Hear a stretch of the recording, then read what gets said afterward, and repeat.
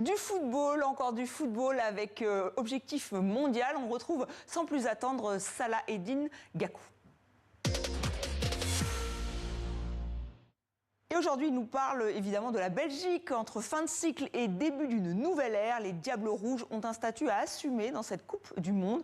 9e nation au classement FIFA. Ils rêvent de faire mieux qu'en 2018. Intéressons-nous à la Belgique.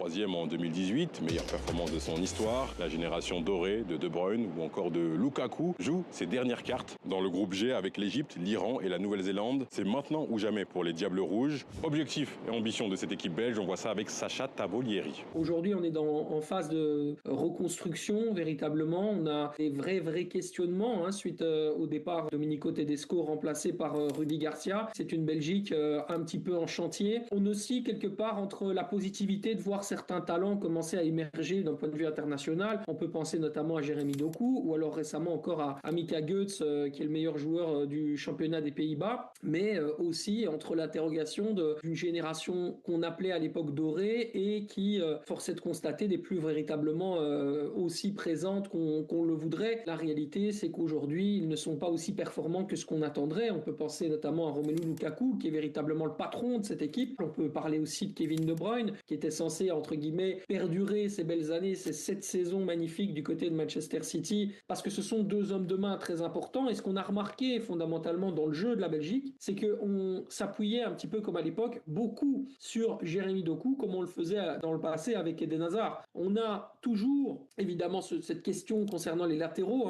On pose aussi des questions sur qui sera ce fameux latéral gauche dans ce système à 4 de Rudi Garcia. Et puis la défense, bien évidemment, aujourd'hui, nous n'avons plus de leader défensif. Je suis certain que nos adversaires, nos concurrents vont justement jouer de ces différents points faibles pour tenter tout simplement d'être aussi performants que possible. Pour moi, elle est là la clé d'analyse, c'est vraiment utiliser les meilleurs joueurs et surtout être efficace avec ces meilleurs joueurs dans le meilleur des moments. Mais force est de constater qu'aujourd'hui, là, on arrive avec évidemment moins de certitude collective que par exemple l'Égypte, voire même l'Iran. Je le répète, cette Belgique est véritablement aujourd'hui plus dans une quête de certitude plutôt que dans une quête de victoire et de conquête.